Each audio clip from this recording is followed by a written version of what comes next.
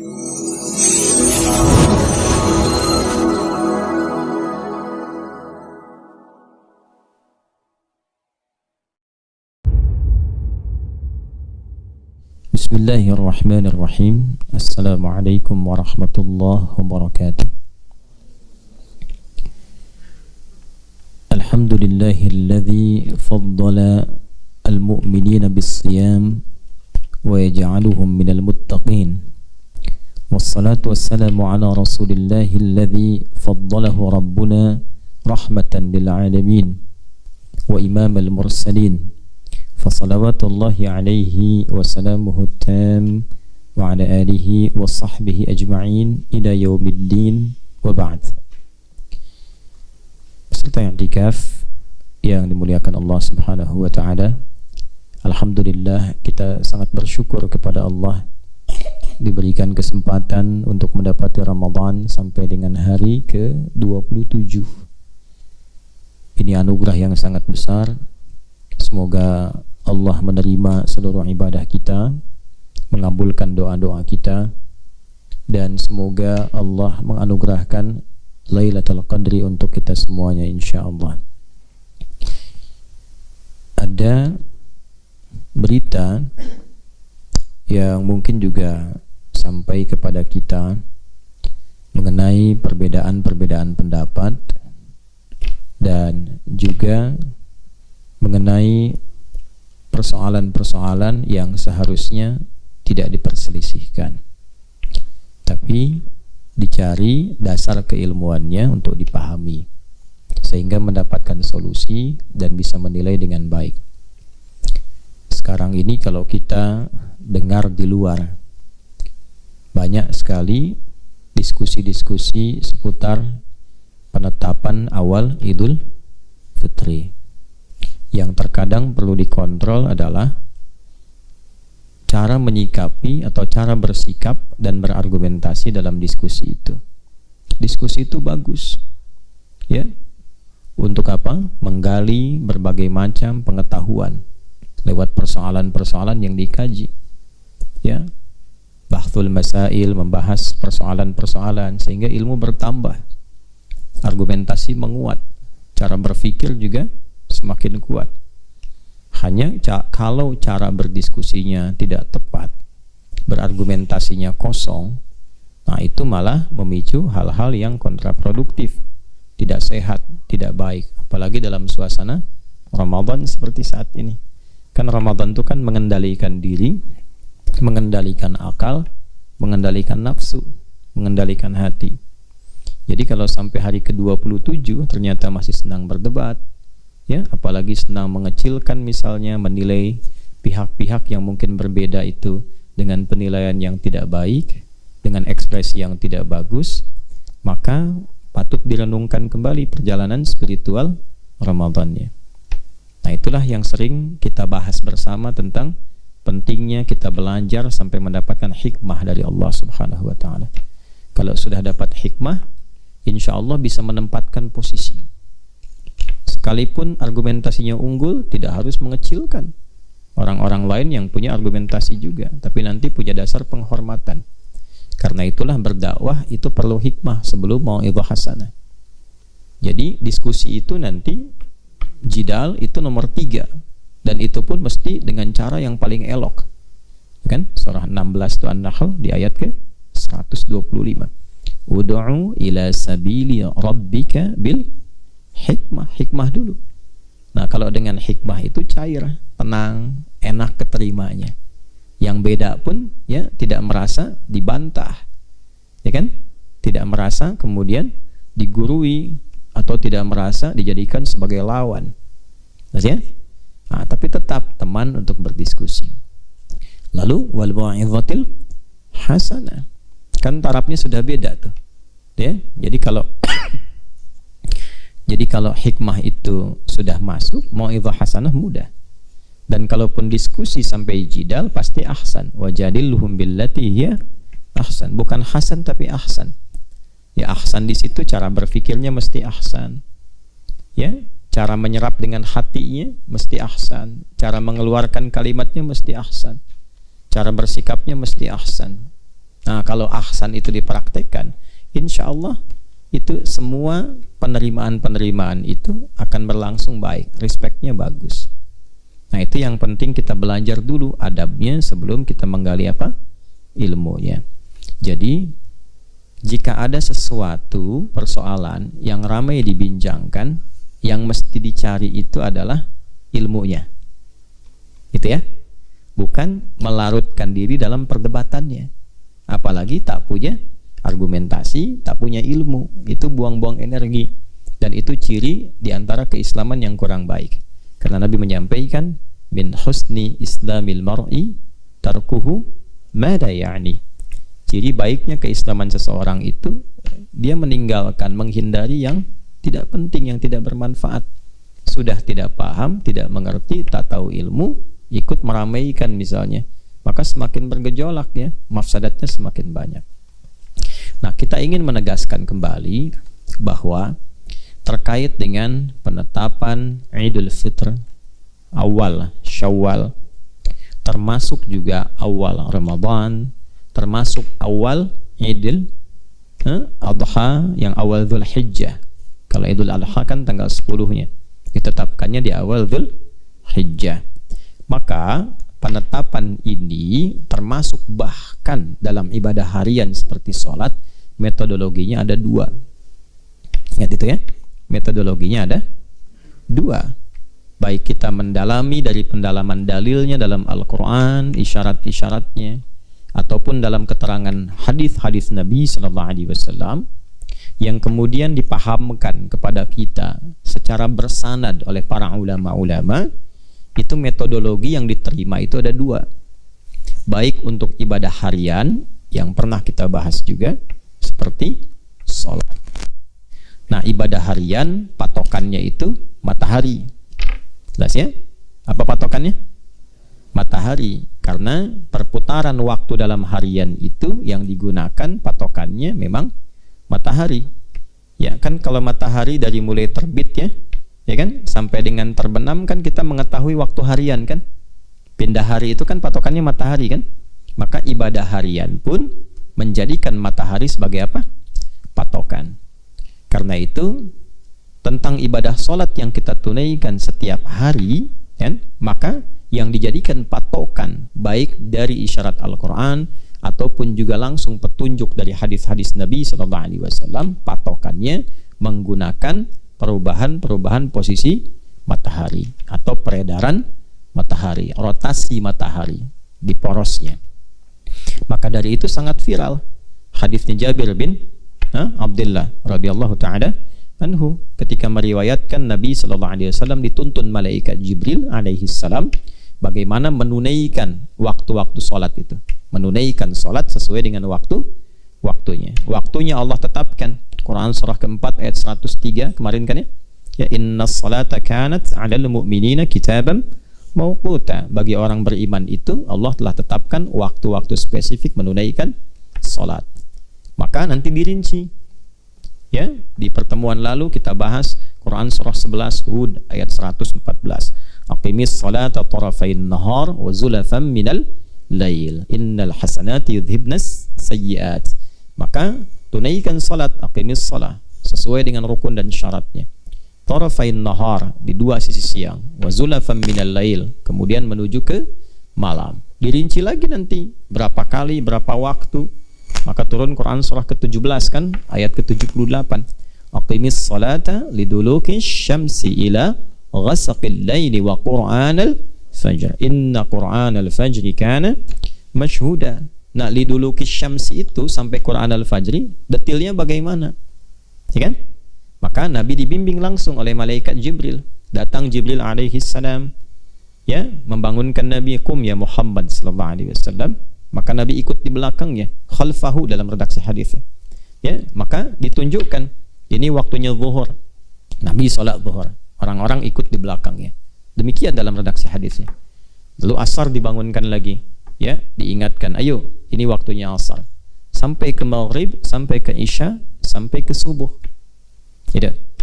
Lalu setelah itu muncul hadis-hadis lain untuk menunjukkan ru'yatnya. Ya, Kapan liduluki syamsi itu waktunya kapan? Maka disebutkan waktu zawal, liizalati syamsi. Apa itu zawal? Kalau posisi matahari itu sudah ada persis di atas kita itu, ya sama persis di atas, kemudian condong sedikit ke barat. Ya, sehingga bayangan sedikit masih agak memanjang tuh. Jadi tepat di atas kepala tapi condong sedikit ke barat. Nah, itu zawal. Izalah itu kan tadinya kepleset kan? Ya. Zalati al-aqdam, ya, kaki terpleset. Kalau kepleset kan geser, ya kan? Maksudnya geser dari posisi. Jadi dari di atas persis di atas kita geser sedikit ke arah barat. Nah, kemudian yang kedua, kalau bayangannya sudah sama dengan tinggi bendanya, asar, ya kan? Makanya sering diilustrasikan dengan tongkat itu, misalnya kalau tingginya 1 meter, ya kan? Nah, ada posisi matahari yang dalam posisi tertentu itu ketika dia bersinar, ya sinarnya menerpa misalnya tadi mengenai tongkat itu keluar bayangan kan. Nah, tingginya sudah sama-sama 1 meter itu. Ya, maka itulah waktunya asar. Demikian terus sampai ke maghrib, sampai hilang syafaq yang merah itu hilang, muncul waktu isya, ya gelap, kemudian fajar dengan datangnya cahaya fajar. Ya, fajar shadiq yang membelah kegelapan malam, kan? Kemudian muncul kilatan cahaya putih itu. Ya, maka muncullah waktu fajar. Nah, itu dalam prakteknya baik di era Nabi Shallallahu Alaihi Wasallam, ke sahabat, ke tabi'in setelah itu menggunakan penglihatan, ru'yat bayangan, ya kan? Kan ngelihat posisi matahari kan, lalu dilihat bayangan kan, oh ini udah zuhur, ini asar. Ya, Jibril alaihissalam kan ngajarinya sekali, jelas kan? Nah, bagaimana mempraktekkan setelah itu? Ru'yat. Ya, kenapa ru'yat? Karena memang kondisi masyarakatnya pada umumnya tidak mampu untuk menghisab. Ya, karena pada umumnya masyarakatnya sifatnya ummi. Ummi itu halat wiladatul ya, pada keadaan seperti ya dilahirkan ibundanya. Ini bahasa kiasan, majas, yang belum bisa menulis, membaca, menghitung dan sebagainya.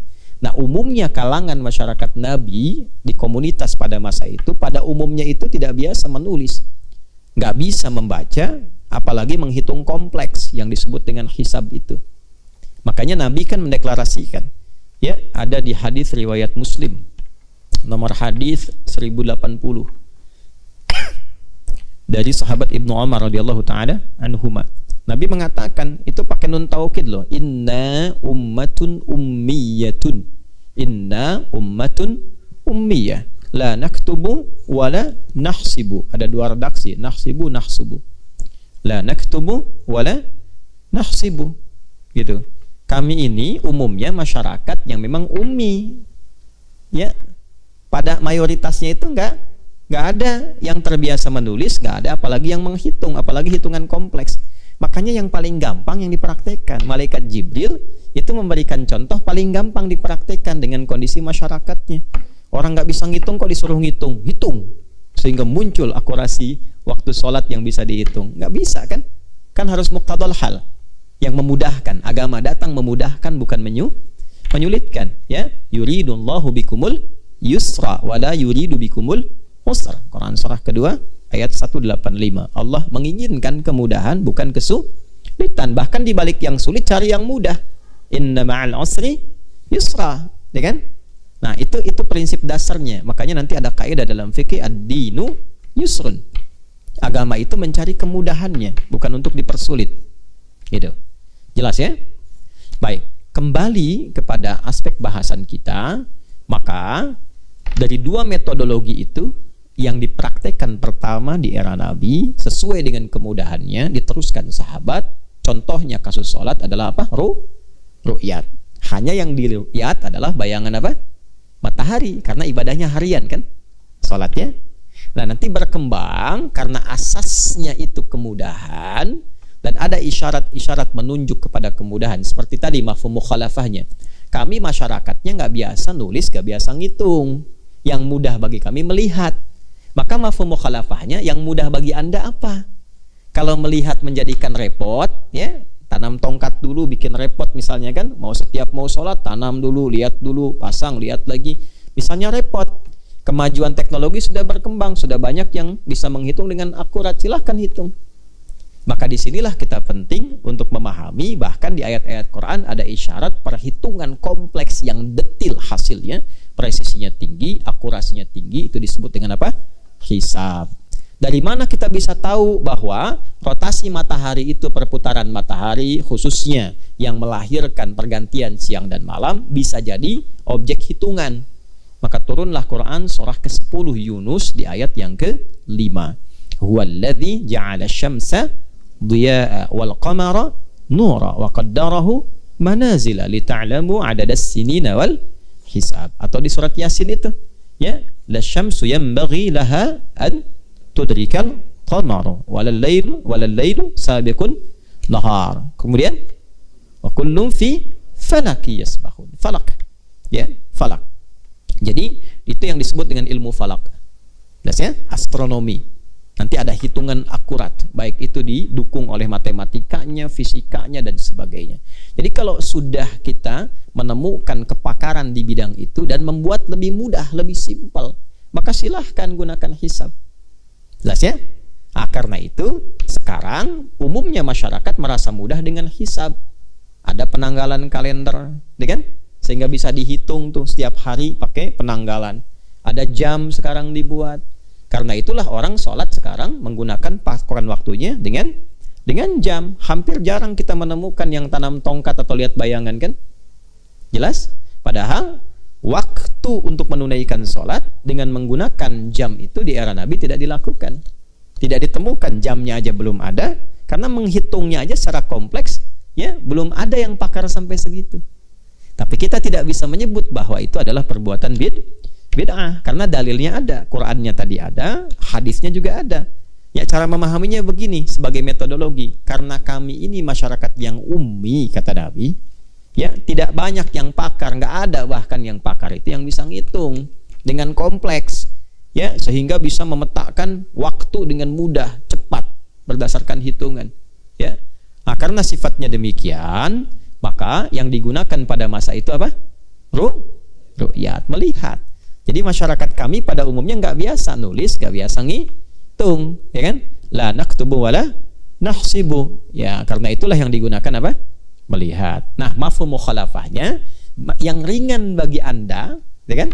Pengertian terbaliknya, yang ringan bagi Anda, yang memudahkan itu yang digunakan. Karena itu sampai sekarang tidak ada satupun yang menolak orang sholat menggunakan jam.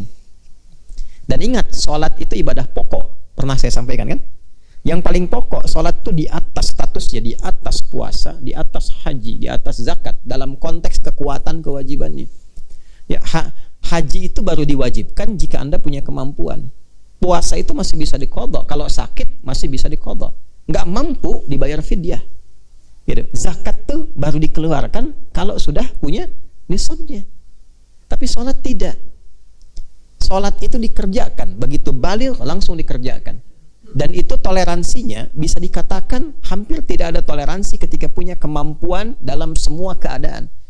Tak bisa berdiri, duduk. Tak bisa duduk, berbaring, kan? Berbaring sulit dengan bergerak. Bergerak sulit dengan isyarat mata. Isyarat mata sudah sulit dengan hati selama masih sadar. Dan kalau hatinya sudah tidak berfungsi, kan kita sepakat disolatkan, kan? Gitu ya? Nah, maka Anda bayangkan amalan pertama yang dihisab di hari kiamat, yang menentukan amalan lainnya, yang pokok, yang langsung menghadap Allah. Dialognya terjadi ketika menyebut alhamdulillahirabbil alamin, dijawab hamadani, ya, abdi, dan seterusnya. Nah, itu kita menggunakan patokan apa? Hisab. Nah, apakah boleh kalau ingin masih menggunakan ru'yat, menanam tongkat atau melihat ke bayangan matahari, boleh nggak? Boleh, tidak ada masalah, karena prinsipnya yang paling memudahkan. Karena nggak semua orang punya jam. Ya, mungkin di masyarakat tertentu, kalau ke tepian pantai, di pegunungan, ya kan? Atau Anda sedang camping misalnya, bepergian, qadarullah nggak bawa jam, nggak bawa handphone, tuh kan? Nah, bagaimana menentukannya? Kan lihat matahari, langsung diruyat, kan? Terus tanam tongkat gitu, ya kan? Jelas sampai sini ya? Nah, itu penting untuk dipahami. Maksudnya metodologi ini memudahkan. Itu. Jadi ini semua sesuai dengan prinsip semuanya. Prinsip usul fikih sesuai, dalilnya sesuai, Qur'annya, hadisnya, ya. Prinsip kemudahan ibadahnya sesuai. Jadi sulit untuk menolaknya. Jelas. Nah, sekarang kalau kita ingin praktekkan dua metodologi ini, hisab dan ru'yat, kepada ibadah bulanan atau tahunan yang bukan harian. Nah, untuk mengetahui perpindahan waktu bulanan sehingga menjadi tahun, patokannya bukan matahari, tapi apa? Hilal. Ya, perubahan fase-fase bulan. Jadi patokannya bukan matahari, hilal. Hilal itu perubahan fase bulan. Jamaknya ahillah. Ya kan? Bendanya, objeknya disebut dengan komar namanya. Ya kan? Kalau dia putih bulat, ya bening bulat putih maksudnya, itu disebut dengan bid, ya, badar, ya, bidnya putihnya, badar itu bulatannya. Baik. Nah, jadi kalau kita ingin menentukan waktu-waktu spesifik ibadah yang sifatnya tahunan atau dari pergantian bulan, seperti haji itu harian atau tahunan? Tahunan. Ramadan tahunan. Ya, Idul Fitri tahunan. Maka yang digunakan objeknya jangan matahari, tapi apa?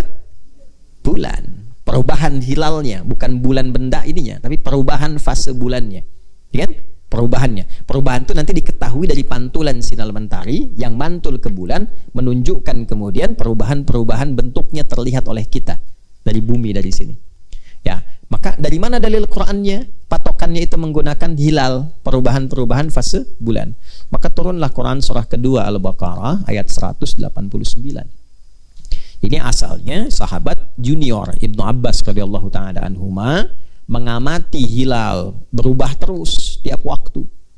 Ya, dari sabit, kemudian setengah, lalu full moon, ya, penuh, tiba-tiba mengecil, sabit terbalik lagi, hilang, kosong. Berkonsultasi pada Nabi, bertanya. Nah, itu bertanya itu membuka wawasan, membuka pengetahuan. Jadi kalau belum tahu bertanya, jangan disimpan. Jelas ya? Ya, dan bertanya pun kepada yang tahu. Di Islam itu bukan hanya tahu, pengetahuannya yang membuat kita jadi baik. Ya, jadi kalau kita bisa tanya pada yang pintar dan soleh. Makanya disebutnya ahli zikir, bukan sekedar ahli fikir. Fas'alu ahla dzikri in kuntum la ta'lamun. Jadi zikir itu bukan sekedar mengingatkan, ya, tapi pengetahuan yang membuat kita lebih baik, terkoneksi dengan Tuhan. Jelas ya? Baik, kita tidak perlu terlalu lebar dulu, balikin. Bertanya pada Rasulullah SAW, lalu turunlah ayat menjawab, yas'alunaka 'anil ahillah. Ahillah itu jamak dari kata hilal. Ya.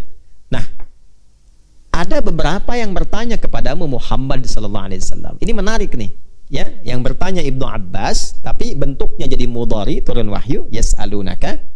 Kemudian setelah itu bentuknya jamak. Jadi Quran itu sudah memberikan jawaban yang komprehensif, bukan hanya pada masa itu. Nanti mungkin orang juga akan banyak meriset tuh tentang perubahan bentuk-bentuk hilal. Ya, boleh jadi kita juga yang keluar melihat kan, kadang sering penasaran kan. Ini maksudnya apa ya? Kenapa sabit? Ini kenapa begini? Nah, itulah mukjizatnya Al-Quran. Qul hiya mawaqitu linnasi wal hajj. Itu hajinya mungkil. Ya, sampaikan, viralkan, katakan pada mereka yang bertanya bahwa perubahan-perubahan hilal itu bisa menjadi objek penanda waktu untuk menentukan waktu-waktu bagi manusia, khususnya waktu-waktu tahunan seperti haji.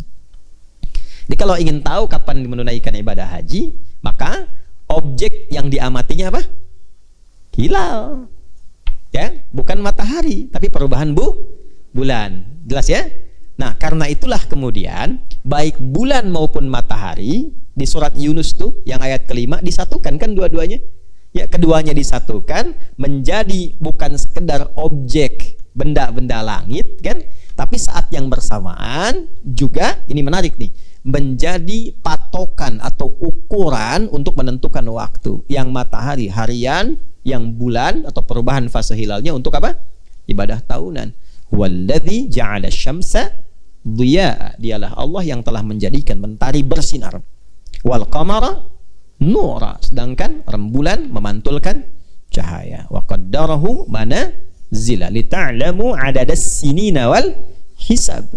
Ya, tuh begitu kan ke rembulan kan ya. Baik ya, lita'lamu adadas sinin, supaya engkau tahu ya perjalanan waktu itu dalam setahun berputar, wal hisab, dan penentuan hitungan-hitungan yang spesifik yang akurat, yang tinggi sifatnya. Karena itu dengan taunya peredaran matahari dan taunya kita peredaran bulan itu berotasi, kita bisa menentukan sekarang dengan pakar-pakar yang kita acukan itu. Jadi acuan kita. Kita tahu kalender sekarang. Coba, sekarang tahun berapa Masehinya? 2023. Hijriahnya 1444 Hijrah. Sekarang misalnya ya, tanggal 27 Ramadan 144 Hijrah. Sekarang hari Selasa jam 1 nih ya, waktu Indonesia bagian barat. Itu nanti kita akan tahu lagi tuh.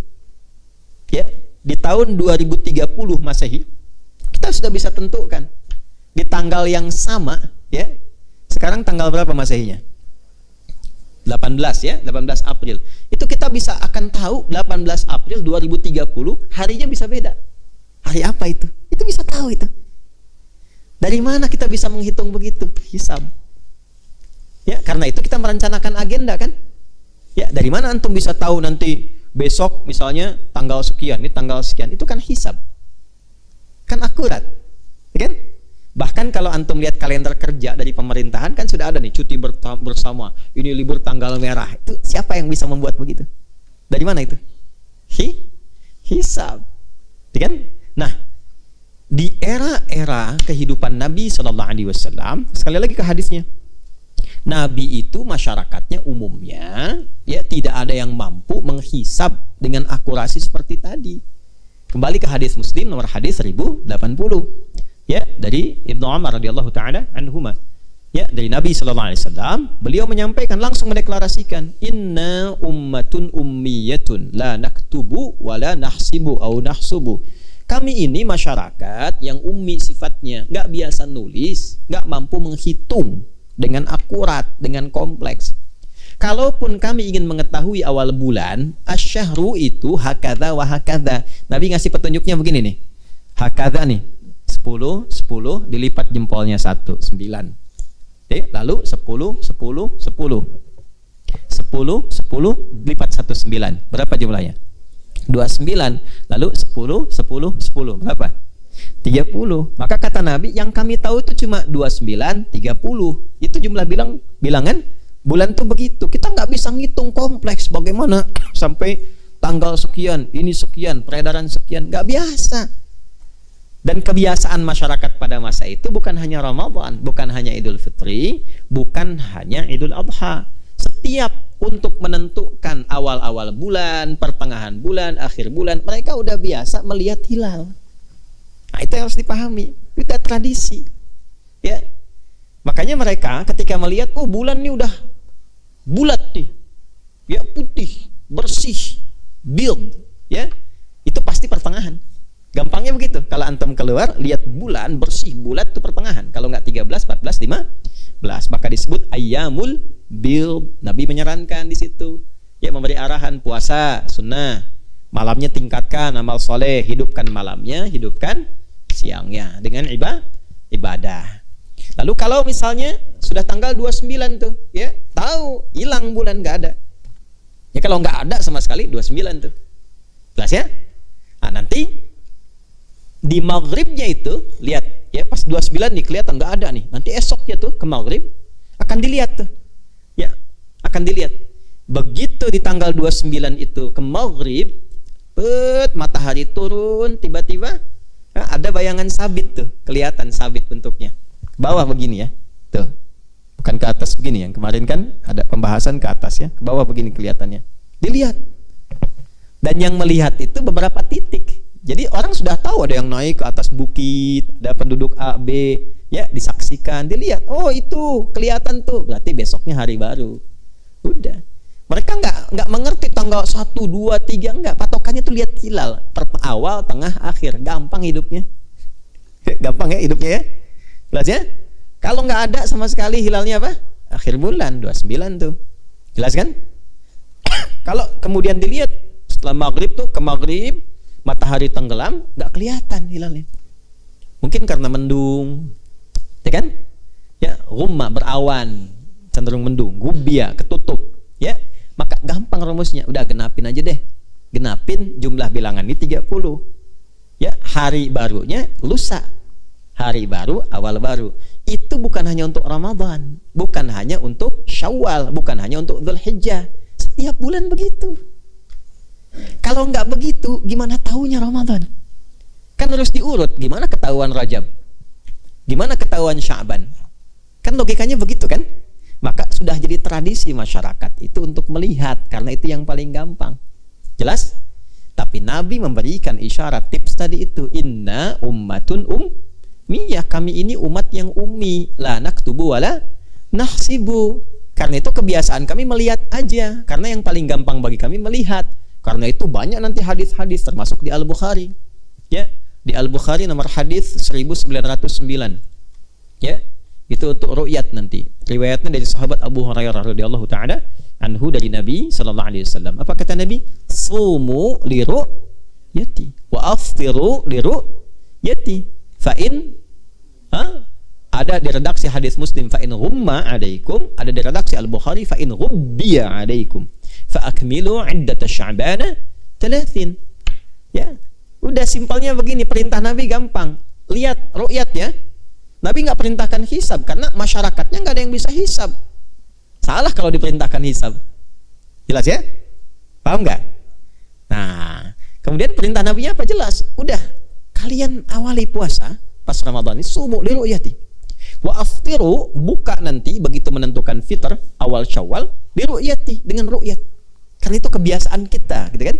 Kebiasaan masyarakat di era Nabi yang tidak bisa menulis, yang tidak bisa menghitung secara akurat pada umumnya mayoritas masyarakat. Jelas? Fa in ghubbiya 'alaikum au fa in ghumma 'alaikum, kalau terhalang karena ada awan mendung atau cuaca tidak kondusif, gampang, fa akmilu 'iddat Sya'ban 30, maka genapkan bilangan bulan Sya'ban jadi berapa? 30. Jelas? Nah, itulah ru'yat. Maka jika itu dirasakan mudah untuk dipraktekkan, ru'yat silahkan. Jelas? Nah, masyarakat boleh jadi nggak sampai info-info ke daerah kan? Ya, taunya mereka mempraktekkan ru'yat saja. Ya, di kalangan masyarakat Badawi kan, ya di padang pasir yang penduduknya nomaden itu masih dipraktekkan demikian. Nggak sampai kan ke mereka, belum ada handphone tuh umumnya masyarakat Baduy kan. Mungkin 1-2 yang sering ke kota ada, tapi kan umumnya nggak ada tuh. Prakteknya bagaimana? Ya, tinggal lihat. Ya, di kita juga daerah-daerah yang tinggal di pegunungan, tinggal di pantai, yang sinyal belum tentu sampai. Gampangnya kan begitu kan? Muslimnya kuat. Saya pernah naik tuh, Masya Allah, sampai ke bukit. Allahu Akbar. Kadang-kadang kita sedih gitu. Sedihnya tuh meratap diri, merasakan. Meratap tuh maksudnya bermohon ampunan dan kebaikan kepada Allah. Ya, Anda bisa melihat perempuan di kondisi yang sunyi, yang mungkin cuma ada binatang, kera dan sebagainya, masih berjilbab. Ya, dilihat binatang aja berjilbab perempuannya, itu kan? Maka kenapa di kota yang sedikit binatang yang banyak manusianya pada terbuka gitu? Nah, di tempat-tempat seperti itu akses teknologi mungkin terbatas, yang digunakan paling gampang ru'yat. Jelas? Sama persis dengan kasusnya sholat. Ya, karena mafhum mukhalafah dari hadis itu adalah jika Anda memang merasakan mudah untuk menghitung, sudah bisa, sudah tahu, akurat dan paling gampang dengan menghitung. Sehingga dari jauh-jauh hari udah tahu, oh nanti tahun 2024 Ramadannya tanggal sekian, gitu kan? Ya kan? Kemudian kalau Anda kerja atau mimpin perusahaan, sudah bisa ngatur waktu cutinya untuk karyawan, nanti cuti Ramadan ini ya, cuti Idul Fitri ini ya, Idul Adha ini. Sehingga jauh-jauh hari bisa dipersiapkan. Kalender bisa disusun, persis seperti waktu sholat. Kalau itu merasakan mudah, silakan praktekkan. Karena kami, kata Nabi, dengan masyarakat dulu pada umumnya nggak bisa ngitung, nggak bisa menulis umumnya, nggak biasa untuk itu, ya. Maka bagi yang sudah merasakan mudah untuk itu, silahkan. Jelas? Baik, silahkan diambil, silahkan dipraktekkan. Jadi Qur'annya ada, hadisnya ada. Nah, baik menggunakan hisab ataupun ru'yat, prinsipnya adalah merasakan kehadiran Ramadan. Jelas? Mengetahui dengan pasti. Merasakan, mengetahui, melihat, ya kan? Mengetahui kan bisa dengan ilmu ya. Mengetahui, melihat, merasakan, mengalami, itu disebut dengan syahida. Syahadat itu kan merasakan, lalu belajar pakai ilmu, ya kan? Untuk mengetahui, setelah itu mengalami, mempraktekkan dengan ibadah. Ya, makanya syahid disebut saksi. Kapan jadi saksi? Jika dia merasakan, mengalami, melihat atau mengetahui. Nah, kembali ke Al-Baqarah ayat 185. Kapan memulai puasa? Faman syahida minkumus syahra falyasum. Maka siapa yang bisa mengetahui, ya kan? Bisa melihat, bisa merasakan dan merasa itu sudah masuk, silahkan alami, silahkan mulai puasa itu. Pun demikian menetapkan Idul Fitri di awal Syawal. Jadi baik ru'yat ataupun hisab pada dasarnya metodologi untuk menetapkan, dipilih untuk memudahkan, bukan untuk diperselisihkan. Jelas? Jelas gak? Nah, cuma nanti perbedaan pandangan itu hanya kepada begini, ya. Apakah yang dilakukan oleh Nabi pada masa itu merupakan bagian dari ibadah yang diittibai, yang harus diikuti, ya kan? Atau metodologi mutlak saja yang sifatnya umum untuk menemukan illat. Al-hukmu yaduru ma'il illati. Hukum itu, ya, itu berlangsung bersamaan dengan illatnya, sebabnya apa? Maka di sini ada dua beda pandangan.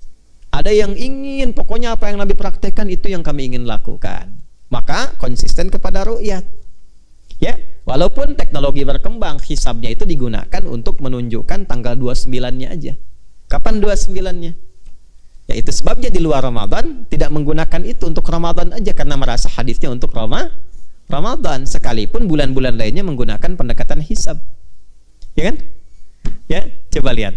Kan nggak ada yang berselisih saat menetapkan Al-Muharram, Safar, ya kan? Rabiul Awal, Rabiul Akhir, Jumadal Ula, Jumadal Akhirah, Rajab, Sya'ban, itu nggak ada yang ribut tuh, padahal pakai hisab itu, ya kan? Nggak ada yang ribut kan? Coba, ada nggak perdebatan saat itu? Nggak ada, ya, nggak ada kan? Baik, karena memang golongan pertama ini mengkhususkan kepada Ramadan saja, plus Idul Fitri dan Idul Adha, gitu, di awal Dzulhijjah untuk Idul Adha-nya, ya. Jadi tanggal 1-nya menuju tanggal 10. Karena itu, karena memandang itu bagian dari ibadah yang diibadahi, maka yang pertama ini mempraktekannya ru'yat saja. Hisab digunakan acuan tanggal kapan meru'yat. Jelas? Nah, ada yang kedua melihat, mengembalikan kepada asas tadi. Ini metodologi aja untuk memudahkan. Gitu. Dua-duanya ibadah, pakai hisab ibadah, pakai ru'yat ibadah. Kan dua-duanya petunjuk dari Al-Quran dan Sunnah. Quran menunjukkan, hadis memberikan isyarat. Nabi mempraktekkan pakai ru'yat bukan karena keharusan ru'yatnya, tapi kemudahan masyarakat pada waktu itu memang mudahnya pakai ru'yat karena nggak bisa menghisab. Jadi yang kedua juga punya alasan, sama-sama kuat ini. Dan ibadah itu yang dihitungkan imannya, ya kan? Niat. Gitu, kesungguhan untuk menemukan bagaimana dia bisa beribadah kepada Allah dengan kesungguhannya. Jadi ukurannya itu nggak bisa pakai ukuran standar manusia. Nah, kalau sudah dua begini, itu jadi pilihan. Ya, kalau pilihannya itu memilih satu di antara dua, ya sama-sama menggunakan metode yang diperkenankan. Jadi nggak usah diperselisihkan. Jelas ya? Ya, sekarang Anda sholat mau pakai jam dengan yang nanam tongkat di luar, boleh nggak? Boleh. Mana yang paling memudahkan? Yang pakai hisab mungkin ketika melihat jamnya udah masuk nih, ya. Baik, zuhur jam berapa tadi? 11.57. Udah adzan, Allahu Akbar, Allahu Akbar. Pas di luar mendung. Bayangan belum ada tuh. Yang nanam tongkat kan belum kelihatan tuh. Ya kan? Matahari gak kelihatan. Baru mendungnya geser setelah 12:30 misalnya. Masuk tuh. Ya kan? Tapi kan kita nggak bisa mencela dia. Oh, dia telat setengah jam sholatnya misalnya. Kan tidak kan? Ya kan? Halo? Jelas? Paham nggak? Itu kan sederhana cara memahaminya. Jelas ya? Nah, sama persis. Ketika kita ingin mengamati, maka data hisab menunjukkan ketinggian hilal itu dari garis ufuk, dari horizon, garis 0 derajat namanya, garis tarik lurus yang kita memandang, ya, jauh mata memandang tuh lurus, itu ketinggiannya mesti 5 derajat, 6 atau 7, 5 ke atas itu. Ya, itu baru bisa kelihatan berdasarkan data-data hisab. Kurang lebih demikianlah gambaran cepat, singkat, dan umumnya. Jadi kalau di bawah itu potensi terlihatnya rendah. Ya, apalagi 2, 1 itu rendah potensi terlihatnya. Ya mungkin saja di titik tertentu bisa terlihat, tapi rendah sekali.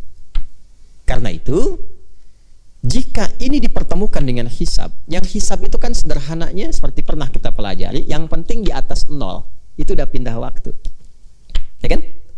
Perkara terlihat atau tidak hilalnya, tapi karena dihitung ini udah lewat dari 0 derajat, udah lewat tuh, ya, maka sudah pindah waktu. Ya, ilustrasinya seperti pernah saya sampaikan, ada jam, ya kan, jam 12 malam, ya kan, 00. Lalu ada jarum jamnya yang menunjuk pada jam, yang kecilan dikit kan, yang menitnya sama detiknya. Nah, jamnya masih menunjuk ke 12, ke 00 tuh. Yang menitnya pun dari jauh masih 12, cuman detiknya udah geser ke 1 tuh. Udah pindah waktu belum? Udah, jam 12 lewat 1. Yang melihat, meru'yat dari jauh masih jam 12 tuh, belum kelihatan pindah. Tapi kata yang hisab, ini jam saya jam digital. Udah lewat tuh. Jelas ya? Mau ngedeketin susah, karena ada batas, ada kolam di situ tuh. Kolam, jamnya dari jauh. Tuh kan, kolamnya dalam, ke bawah kan. Gak bisa lewatin. Dari jauh ngelihat jam 12, ini jam saya digital. Tuh kan, mungkin jamnya rusak kali. Belum tentu akurat tuh. Ya. Nah, itu selalu pasti akan ada perbedaan pandangan di situ. Jelas? Baik ya. Kalaupun ditengahi itu tidak mudah. Ya, ditengahi itu mungkin problemnya akan lebih kompleks. Ya, misal pengen ngambil tengah-tengah 2 atau 3 supaya dua-duanya dipertemukan. Satu, dari sudut pandang cara berdalil sudah berbeda. Tidak mudah mempertemukan itu. Ya, yang kedua, justru nanti akan menambah problem baru. Ya, di tengah-tengah itu kan belum terlihat sebetulnya. Kemungkinan terlihat. Kemungkinan terlihat disebut imkan ru'yat. Misal antara 5 ke 0 ditetapkan 2,5 atau 3. Itu baru kemungkinan. Kemungkinan bisa dilihat. Tidak memberi kepastian. Jadi hisabnya juga nggak total, ru'yatnya nggak total. Akhirnya dibikin kaidah misalnya. Kalau di bawah 3 bisa terlihat, itu tidak diakui karena masih di bawah 3. Secara hitungan hisab, ya belum tentu terlihat. Tapi kalau pas 3 nggak kelihatan pun tetapkan karena kemungkinan terlihat. Nah, jadi problem. Pertama, secara dalil bertentangan, kan hadisnya nggak ada yang berkata begitu. Kalau kelihatan ada saksi 2 laki-laki, tetapkan, gitu kan? Jelas gak? Jadi kalau dia terlihat misalnya ketinggian 2,5 nih, ternyata ada yang lihat di tempat tertentu, lihat betul, dan ada saksinya, ditolak, itu berlawanan dengan hadis. Jelas ya? Kok yang digunakan pedoman hitungan di sini, ya, yang tidak memberi kepastian karena konteksnya apa? Memberikan kemungkinan-kemungkinan. Bukan hitungan kepastian yang pasti. Jadi kalau memang sudah lewat, ya katakan sudah lewat waktu. Itu hisab namanya. Kalau pengen dilihat, ya lihat sampai kelihatan. Ya, kalau teman-teman bikin kriteria ini, masukkan saja ya. Ya kan kita berdiskusi. Kalau bikin ketentuan 3, misalnya di bawah 3, walaupun kelihatan tidak diakui, karena memang masih di bawah 3. Lalu kenapa Anda harus lihat juga? Kalau memang sudah tahu akan ditolak, gitu kan? Tapi kan hadis Nabi, ya tapi Anda bertentangan dengan hadis Nabi. Ketika kelihatan malah Anda tolak, kan Anda malah bertentangan. Jelas ya? Nah, itu problem diantara yang harus diselesaikan. Tapi dicari solusi, bukan untuk saling merendahkan, saling mengunggulkan metode, merendahkan yang lain, nggak boleh. Ya. Nah, jadi intinya bagaimana? Intinya adalah jika ada yang ingin menetapkan Idul Fitri dengan menggunakan ru'yat, hormati. Karena niatnya tulus, karena melihat bahwa ingin mengawali Idul Fitri dengan cara Nabi mempraktekkan pada waktu itu. Kalau ada yang mempraktekkan dengan hisab dan menetapkan misalnya awal Idul Fitrinya tanggal sekian, bulan sekian, tepat tahun sekian, hormati. Karena ia pun ingin mempraktekkan isyarat-isyarat Al-Quran dan dari Nabi sesuai dengan pemahaman yang tadi telah kita bahas. Kemudahannya yang ini. Ya. Bisa saja dipraktekkan misalnya, ya, pemerintah mengakomodir untuk memudahkan kalangan pengusaha, kalangan di pemerintahan birokrasi, misal menggunakan penanggalan untuk yang tahun depan tanggal sekian dan yang ru'yat akan difasilitasi. Udah. Jadi pengusaha tidak bingung, pemerintah juga tahu kapan menetapkan cuti, yang ru'yat difasilitasi. Jelas. Dan ini sesuai dengan prinsip dasar bernegara di kita. Apa prinsip dasar bernegaranya? Pasal 29 ayat 2, negara menjamin kemerdekaan tiap-tiap penduduk untuk memeluk agamanya masing-masing dan beribadah menurut agama dan kepercayaannya itu. Jadi pemerintah di sini kalau kita mengusulkan mengambil jalan untuk mengakomodasi. menyampaikan dengan pengetahuan. Ya, ini ada dua metode, dengan hisab, dengan ru'yat. Pemerintah akan memfasilitasi yang ru'yat, silahkan. Yang hisab pun kalau sudah menetapkan waktunya, ya waktunya ada dalil, ada macam-macam, silahkan. Kami fasilitasi juga tempatnya, mau difasum-fasum di mana, di tempat ditunaikannya di mana. Masyarakat sampaikan, Menteri Agama menyampaikan ini masalah ibadah ya. Ya, pemerintah mengakomodasi seperti halnya haji, ya. Tapi kan pemerintah nggak bisa mengintervensi tentang tawafnya, tentang sa'inya, tentang wukufnya, itu kan kembali kepada masing-masingnya. Hanya difasilitasi adalah paket perjalanannya, aturan-aturannya yang terkait dengan administratif supaya mudah.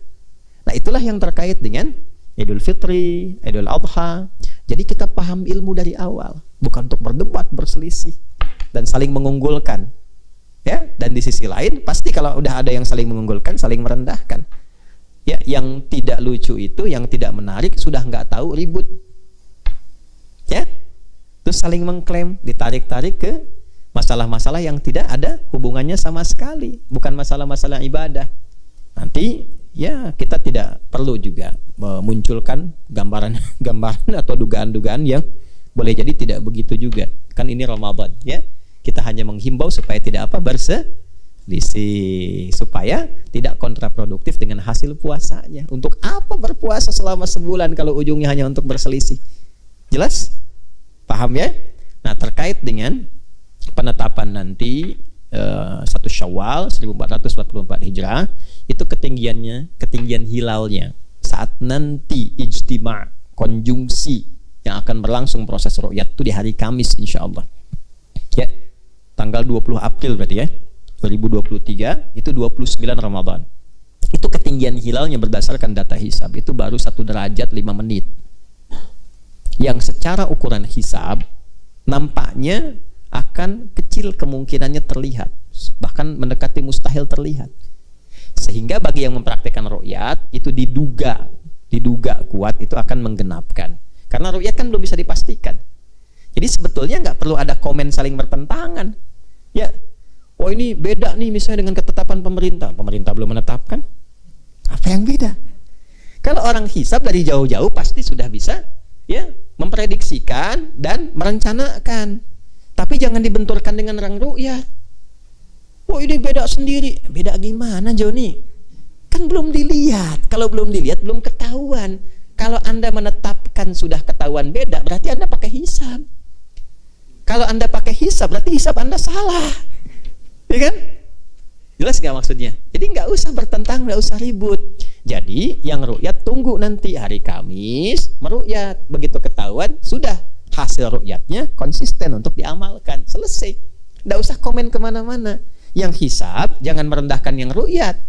Ya, jangan mengatakan bahwa ini yang paling akurat misalnya, ini yang paling, tidak usah. Alhamdulillah, kami mengamalkan apa?